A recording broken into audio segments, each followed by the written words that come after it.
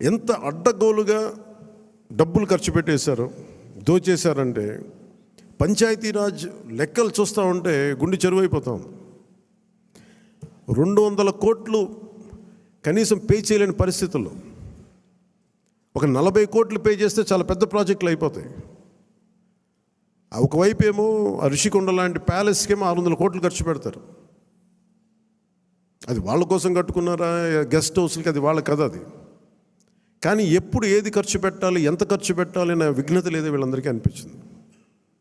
మన క్యాంప్ ఆఫీస్కి తీసుకెళ్ళి మీరు బడ్జెట్ ఇచ్చి మీరు ఎంతైనా ఖర్చు పెట్టుకోండి, మీ క్యాంప్ ఆఫీస్ రెడీ చేసుకోండి అంటే నేను రూపాయి ఖర్చు పెట్టడం నాకు ఇష్టం లేదు అదనంగా ప్రభుత్వ ఖజానాకి.